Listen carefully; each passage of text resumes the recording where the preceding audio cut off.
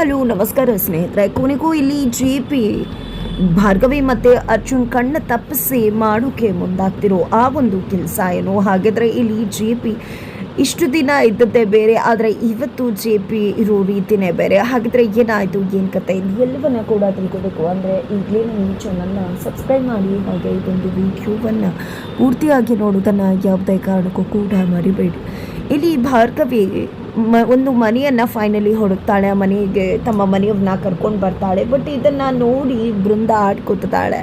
ಎಂಥ ಮನೆ ಕರ್ಕೊಂಡು ಬಂದಿದ್ಯಾ, ಮಾವಂಗಿರೋದಕ್ಕೆ ಎಷ್ಟು ಕಷ್ಟ ಆಗುತ್ತೆ, ಈ ಮನೇಲಿ ಏನೂ ಫೆಸಿಲಿಟೀಸ್ ಇಲ್ಲ, ಹಾಗೆ ಹೀಗೆ ಅಂತ ಹೇಳಿ ಕುಳಿತುಕೊಳ್ಳೋ ಚೇರಲ್ಲೂ ಕೂಡ ಕುಳಿತುಕೊಳ್ಳೋಕ್ಕಾಗ್ತಿಲ್ಲ ಅಂತ. ಆಗ ಭಾರ್ಗವಿ ಅದನ್ನು ಅಡ್ಜಸ್ಟ್ ಮಾಡ್ಕೋಬೇಕಾಗತ್ತೆ. ಇವತ್ತು ನಮ್ಮ ಪರಿಸ್ಥಿತಿ ಆ ರೀತಿ ಇದೆ ಅಂತ ಹೇಳಿದ್ದೆ.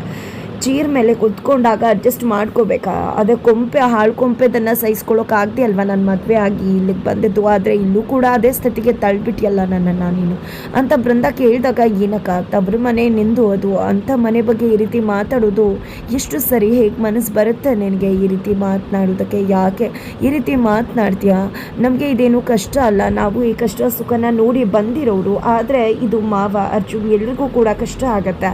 ಹಾಗಾಗಿ ನಾವು ಅವ್ರಿಗೆ ಇದಕ್ಕೆ ಹೇಗೆ ಹೊಂದ್ಕೋಬೇಕು ಅನ್ನೋದನ್ನು ನಾವು ಹೇಳ್ಕೊಡ್ಬೇಕಾಗಿರೋದು ಅಂತ ಹೇಳಿ ಭಾರ್ಗವಿ ಹೇಳಿದಾಗ, ನೀನು ನನಗೆ ಈ ರೀತಿ ಪುರಾಣ ಎಲ್ಲ ಕುಯ್ಯೋಕೆ ಬರಬೇಡ, ನನಗೆ ಏನು ಮಾಡಬೇಕು ಅಂತ ಗೊತ್ತದೆ, ನಾನು ಯಾಕೆ ನಿನ್ನ ಮಾತು ಕೇಳಬೇಕು, ಖಂಡಿತವಾಗ್ಲೂ ನಾನು ನಿನ್ನ ಮಾತನ್ನು ಕೇಳೋದಿಲ್ಲ ಅಂತ ಹೇಳಿದ್ದೆ. ಬೃಂದ ಅಲ್ಲಿಂದ ಹೊರಟ್ಬಿಡ್ತಾರೆ. ಇತ್ತ ಕಡೆ ಅರ್ಜುನ್ನ ತರಕಾರಿ ತರೋಕೆ, ಸಾಮಗ್ರಿ ತರೋಕೆ ಅಂತ ಹೋಗಿರ್ತಾರೆ. ತೊಗೊಂಡು ಬರಬೇಕಾದ್ರೆ ಬೃಂದ ಹೋಗಿದ್ದೆ, ಏನಿದು ಅರ್ಜುನ್, ನಿನ್ನನ್ನು ಈ ಪರಿಸ್ಥಿತಿಯಲ್ಲಿ ನೋಡೋಕ್ಕಾಗ್ತಿಲ್ಲ, ಇದಕ್ಕೆಲ್ಲ ಕಾರಣನೇ ಆ ಭಾರ್ಗವಿಯಿಂದಾನೇ ಅಲ್ವಾ ಇಷ್ಟೆಲ್ಲ ಆಗಿದ್ದು.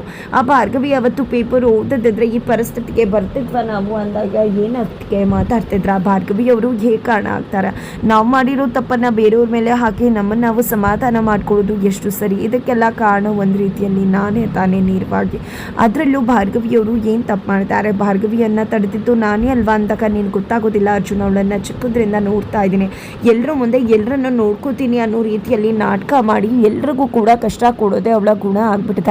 ಈಗಲೂ ಕೂಡ ಅದೇ ರೀತಿ ಮಾಡ್ತಿದ್ದಾಳೆ. ಎಲ್ಲರೂ ಮುಂದೆ ನನ್ನವರು ತನ್ನವರು ಅಂತ ಹೇಳೋದು, ನಂತರ ಎಲ್ರಿಗೂ ಕೂಡ ಕಷ್ಟ ಕೊಡೋದು, ನಮ್ಮನ್ನು ಕಷ್ಟಕ್ಕೆ ದೂಡೋದು, ಈಗಲೂ ಕೂಡ ಅದೇ ನಡೀತದೆ. ನೀನು ಯಾಕೆ ದಡ್ಡನ ಥರ ಯೋಚನೆ ಮಾಡಿ ಅವಳ ಬಗ್ಗೆ ತಪ್ಪು ತಿಳ್ಕೊತಾ ಇದೆಯಾ? ಖಂಡಿತವಾಗ್ಲೂ ನೀನು ಅವಳ ಬಗ್ಗೆ ಸರಿಯಾಗಿ ಯೋಚನೆ ಮಾಡು. ಅವಳು ಖಂಡಿತ ಒಳ್ಳೆಯವಳಲ್ಲ. ಅವಳ ಉದ್ದೇಶನೇ ಇದಾಗಿತ್ತು, ನಮ್ಮನ್ನು ಬೀದಿಗೆ ತರೋದು. ಅದೇ ಕಾರಣಕ್ಕೋಸ್ಕರನೇ ಅವಳು ಆ ರೀತಿ ಮಾಡಿದ್ದು. ಹೌದು, ಅವತ್ತು ನೀನೇನೋ ತಡೆದೆ, ಬಟ್ ಅವಳು ಓದ್ಬೋದಿತ್ತಲ್ವ? ಅವಳು ಕೆಲಸ ಅಂತ ಬಂದರೆ ಎಂಥ ರಾಕ್ಷಸಿ ಅಂತ ಗೊತ್ತಿದೆ ಅಲ್ವಾ? ಅಷ್ಟೆಲ್ಲ ಇದ್ದು ಕೂಡ ನಮ್ಮ ವಿಷಯದಲ್ಲಿ ಮಾತ್ರ ಅವಳು ಹೇಗೆ ಹಳ್ಳಕ್ಕೆ ಬಿದ್ದುಬಿಟ್ಲು ನೋಡ್ಬೋದಿತ್ತಲ್ವ ನೀನು? ಬೇಡ ಅಂತ ಹೇಳಿದ್ರು ಕೂಡ ಹಠ ಮಾಡಿ, ಅವಳ ಸ್ವಭಾವನೇ ಹಠ ಮಾಡೋದಲ್ವ? ಯಾಕವತ್ತು ಸುಮ್ಮನೆ ಆಗಬೇಕಾಯ್ತು? ಅಲ್ಲೇ ಗೊತ್ತಾಗುತ್ತಲ್ವ ಇದಕ್ಕೆಲ್ಲ ಕಾರಣನೇ ಅವಳು ಅಂತ ಹೇಳಿ ಬೃಂದ ಹೇಳಿದಾಗ ಅರ್ಜುನ್ಗೆ ಏನು ಹೇಳಬೇಕು ಗೊತ್ತಾಗೋದಿಲ್ಲ.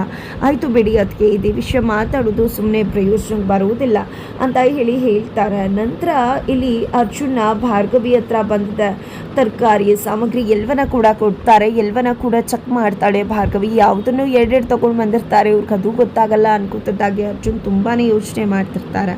ಆಗ ಭಾರ್ಗವಿ ಬಂದು, ಯಾಕೆ ಅರ್ಜುನ್ ಏನು ಯೋಚನೆ ಮಾಡ್ತಿದ್ರ ಅಂದಾಗ, ಏನಿಲ್ಲ ಭಾರ್ಗವಿ ಅವರೇ, ಇವತ್ತು ಈ ರೀತಿ ಆಗೋದಕ್ಕೆ ನಾನೇ ಕಾರಣ ಅಲ್ವಾ? ಅವತ್ತು ನಾನು ನಿಮ್ಮನ್ನು ಪೇಪರ್ ಓದಬೇಡಿ ಅಂತ ಹೇಳೋದಕ್ಕೆ ನೀವು ಪೇಪರ್ ಓದಲಿಲ್ಲ, ಇಲ್ಲಾಂದರೆ ಖಂಡಿತ ನೀವು ಪೇಪರ್ ಓದಿರ್ತಿದ್ರಲ್ವಾ ಅಂತ ಹೇಳಿದಾಗ, ಆದರೂ ಅರ್ಜುನ್ ನನಗೂ ಕೂಡ ತಪ್ಪು ಅಂತ ಅನಿಸುತ್ತೆ ನಾನು ಮಾಡಿರೋದು. ಯಾಕೆ ಗೊತ್ತಾ, ನೀವು ಎಷ್ಟೇ ಹೇಳಿದರೂ ಕೂಡ ನಾನು ಹಠ ಮಾಡಿ ಅದನ್ನು ಓದ್ಬಿಡ್ಬೇಕಿತ್ತು, ಆಗ ಖಂಡಿತ ಯಾವುದೇ ರೀತಿ ಪ್ರಾಬ್ಲಮ್ ಕೂಡ ಆಗ್ತಿರ್ಲಿಲ್ಲ ಅಂತ ಹೇಳಿದಾಗ ಇಲ್ಲಿ ಅರ್ಜುನ, ಇಲ್ಲ ಭಾರ್ಗವಿಯವರೇ, ಇದಕ್ಕೆಲ್ಲ ಒಂದು ರೀತಿ ನಾನೇ ಕಾರಣ ಆಗಿಬಿಟ್ಟೆ.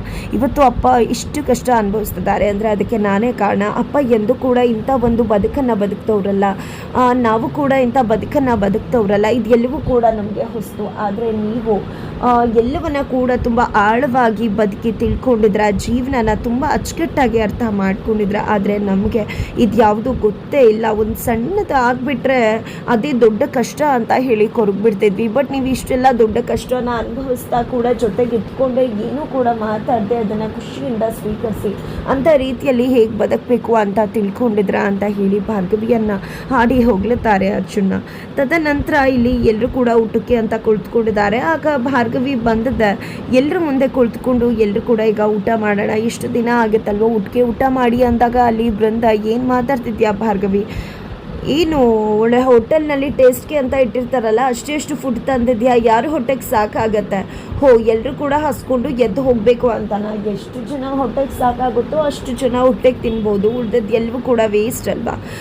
ಯಾರು ಕೂಡ ತಿನ್ನೋಕೆ ಏನೂ ಇಲ್ವೇ ಇಲ್ವಲ್ಲ, ಏನು ಇದೆ ಊಟ, ಇನ್ನು ಮಿಕ್ದವ್ರು ಎಲ್ಲರೂ ಕೂಡ ಹಸ್ಕೊಂಡೇ ಇರಬೇಕಾಗತ್ತೆ. ಎಂಥ ಪರಿಸ್ಥಿತಿ ಬಂದ್ಬಿಡ್ತು ಅಂತ ಬೃಂದ ಹೇಳಿದಾಗ ಇಲ್ಲಿ ಭಾರ್ಗವಿ, ನಾನು ಎಲ್ರಿಗೂ ಕೂಡ ಕೈ ತುತ್ತು ಕೊಡಬೇಕು ಅನ್ನೋ ಕಾರಣಕ್ಕೆ ಈ ರೀತಿ ತಂದದ್ದು. ಅಪ್ಪ ಯಾವಾಗಲೂ ಕೂಡ ಕೈ ತುತ್ತನ್ನು ಕೊಡ್ತಾ ಮಾತಾಡ್ತಾ ನಮ್ಮ ಜೊತೆ ಖುಷಿಯಿಂದ ಸಮಯ ಕಳೀತಾ ಇದ್ರು. ಅದೇ ರೀತಿಯಾಗಿ ನಾವೆಲ್ಲರೂ ಕೂಡ ಈಗ ಒಟ್ಟಿಗೆ ಸೇರಿದ್ದೀವಿ, ಅದೇ ಕಾರಣಕ್ಕೆ ಈ ಕೈ ತುತ್ತನ್ನು ಕೊಡಬೇಕು ಅಂತಾನೆ ನಾನು ಇಷ್ಟನ್ನು ಹಾಕ್ಕೊಂಡು ಬಂದಿದ್ದು ಅಂತ ಭಾರ್ಗವಿ ಹೇಳ್ತಾರೆ. ಕೈ ತುತ್ತ, ಅಯ್ಯೋ ಇದ್ಯಾವುದಪ್ಪ ನಾಟಕ, ಇರೋ ಊಟನ ಎಲ್ರಿಗೂ ಕೊಡೋಕ್ಕಾಗಲ್ಲ ಅನ್ನೋ ಕಾರಣಕ್ಕೆ ಈ ರೀತಿ ಮಾಡ್ತಿದ್ದಾಳೆ ಅಂತ ಹೇಳಿ ಬೃಂದ ಹೇಳ್ತಾರೆ. ನಂತರ ಇಲ್ಲಿ JP ಮತ್ತು ನಿರ್ಮಲ ಅವ್ರಿಗೆ ಯಾರಿಗೂ ಕೂಡ ಬೃಂದ ನಡ್ಕೊಳ್ಳೋ ರೀತಿ ಸ್ವಲ್ಪ ಕೂಡ ಇಷ್ಟ ಆಗೋದಿಲ್ಲ. ನಂತರ ಕೈತುತ್ತನ್ನು ಕೊಡೋದಕ್ಕೆ ಭಾರ್ಗವಿ ಮುಂದೆ ಹಾಕ್ತಿದ್ದಾಗೇ ಈ ಕಡೆ JP ಕೈತುತ್ತನ್ನು ತೊಗೊಂಡು ನಾನು ನಿನಗೆ ಕೈತುತ್ತನ್ನು ಕೊಡಬೇಕು ಮಗಳೇ ಅಂತ ಹೇಳಿದಾಗ ಭಾರ್ಗವಿಗೆ ತುಂಬ ಖುಷಿ ಆಗುತ್ತೆ, ಅಪ್ಪನ್ನೇ ನೋಡಿದಾಗ ಆಗುತ್ತೆ.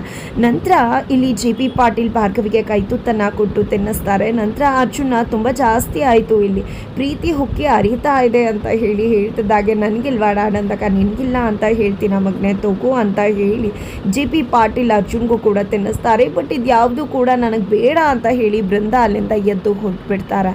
ನಂತರ JP ಪಾಟೀಲ್ ಎಲ್ಲರೂ ಊಟ ಮಾಡ್ತಿದ್ದಾಗೆ ಎದ್ದು ಬಿಟ್ಟು ಮನೆ ಕಡೆ ಹೊರಡ್ತಾರೆ. ತಮ್ಮ ಸ್ವಂತ ಮನೆ ಗೇಟ್ ಹತ್ರ ಬಂದು ನೋಡ್ತಾ ನಿಂತ್ಕೊಂಡಿದ್ದಾರೆ. ಆಗ ಭಾರ್ಗವಿ ಗಾಬರಿಯಾಗಿ, ಅಯ್ಯೋ ಮಾವ ನೀವು ಇಲ್ಲಿದ್ದೀರಾ, ನೀವು ಯಾಕೆ ಇಲ್ಲಿಗೆ ಬರೋಕ್ಕೆ ಹೋದ್ರಿ, ಮನ್ಸಿಗೆ ಬೇಜಾರು ಮಾಡ್ಕೊಳ್ಳೋಕೆ ಹೋದ್ರಿ, ಅಲ್ಲಿ ಮನೆಯವರು ಎಲ್ಲರೂ ಕೂಡ ನೀವು ಕಾಣಿಸ್ತಿಲ್ಲ ಅಂತ ಗಾಬರಿ ಆಗಿದ್ದಾರೆ ಅಂದಾಗ, ನೋಡಮ್ಮ ಮನೆ ನೋಡಬೇಕು ಅನಿಸ್ತು ಹಾಗಾಗಿ ಬಂದೆ, ನಾನು ಬೇಜಾರು ಮಾಡಿಕೊಂಡು ಇಲ್ಲಿ ಬಂದು ನೋಡ್ತಾ ಇಲ್ಲ, ಈ ಮನೆಯಿಂದ ಹೋದ್ಮೇಲೆ ನನಗೆ ಎಷ್ಟೆಲ್ಲ ಗೊತ್ತಾಯಿತು ಅನ್ನೋದ್ರ ಬಗ್ಗೆ ಯೋಚನೆ ಮಾಡ್ತಿದ್ದೀನಿ, ಎಷ್ಟೊಂದೆಲ್ಲ ತಿಳ್ಕೊಂಡೆ ಗೊತ್ತಾ, ನಿಜಕ್ಕೂ ಕೂಡ ನಾನು ಈ ಮನೆಯಿಂದ ಹೋಗಿದ್ದೆ ಒಳ್ಳೇದಾಯಿತು ಅಂತ JP ಹೇಳ್ತಾರೆ. ಈ ಕಡೆ ಭಾರ್ಗವಿ ಮಾವನ್ನ ಕರ್ಕೊಂಡು ಮನೆಗೆ ಬರ್ತಾಳೆ. ನಂತರ ಇಲ್ಲಿ ಅರ್ಜುನ್ ಮತ್ತು ಭಾರ್ಗವಿ ಆದಷ್ಟು ಬೇಗ ನಾವು ಮಾವನಿಗೆ ಮನೆ ವಾಪಸ್ ಕೊಡಿಸ್ಬೇಕು, ದುಡ್ಡು ಸಂಪಾದನೆ ಮಾಡಬೇಕು, ಜೊತೆಗೆ ಮಾವನ ಮೊದಲು ಜೈಲಿಂದ ಬಿಡಿಸ್ಕೊಂಡು ಕರ್ಕೊಂಡು ಬರಬೇಕು. ನಮಗೆ ಎಷ್ಟೇ ದುಡ್ಡಿನ ಪ್ರಾಬ್ಲಮ್ ಇದ್ದರೂ ಕೂಡ ಅದು ಯಾವುದೂ ಕೂಡ ಮಾವನಿಗೆ ಗೊತ್ತಾಗಬಾರ್ದು ಅಂತ ಹೇಳಿ ಇಬ್ಬರು ಕೂಡ ಮಾತಾಡ್ಕೊತಿರ್ತಾರೆ. ಆಗ JP ಪಾಟೀಲ್ ಅವರು, ನನ್ನ ಮಕ್ಕಳು ಎಷ್ಟು ಒಳ್ಳೆಯವರು, ನನಗೆ ಏನೂ ಕೂಡ ನೋವಾಗಬಾರ್ದು ಅಂತ ಹೇಳಿ ಎಲ್ಲವನ್ನ ಕೂಡ ಮುಚ್ಚಿಟ್ಕೊಂಡು ತಾವೇ ಕಷ್ಟವನ್ನು ಅನುಭವಿಸ್ತಿದ್ದಾರೆ. ಇಲ್ಲ ಅವರೇನೋ ಈ ರೀತಿ ಮಾಡ್ತಿದ್ದಾರೆ ಅಂತ ನಾನು ಸುಮ್ಮನೆ ಕೂತ್ರೆ ಖಂಡಿತ ತಪ್ಪಾಗುತ್ತೆ. ನಾನು ಈ ರೀತಿ ಸುಮ್ಮನೆ ಕೂರಬಾರ್ದು, ಮಕ್ಕಳು ಇಷ್ಟೆಲ್ಲ ಕಷ್ಟ ಅನುಭವಿಸ್ತಾ ಇದ್ದು ಕೂಡ ಅದನ್ನು ನೋಡ್ಕೊಂಡು ಸುಮ್ಮನಿರೋದು ಹೀಗೆ, ಖಂಡಿತವಾಗ್ಲೂ ಕೂಡ ನಾನು ಏನಾದರೂ ಮಾಡಲೇಬೇಕು ಅಂತ ಹೇಳಿ JP ಪಾಟೀಲ್ ಅವರು ಯೋಚನೆ ಮಾಡಿದ್ದ ಕೆಲಸಕ್ಕೆ ಹೋಗೋ ತೀರ್ಮಾನವನ್ನು ತಗೋತಿದ್ದಾರೆ. ಹಾಗಿದ್ರೆ ಮರುದಿನದಿಂದ ಇಲ್ಲಿ JP ಕೂಡ ಹೊರಗಡೆ ಕೆಲಸಕ್ಕೆ ಹೋಗ್ತಿದ್ದಾರೆ. ಏನಾಗತ್ತೆ ಅನ್ನೋದನ್ನು ತಿಳ್ಕೋಬೇಕು ಅಂದರೆ ಮುಂದಿನ ವಿಡಿಯೋಗೆ ವೆಯ್ಟ್ ಮಾಡೋದನ್ನು ಯಾವುದೇ ಕಾರಣಕ್ಕೂ ಕೂಡ ಮರಿ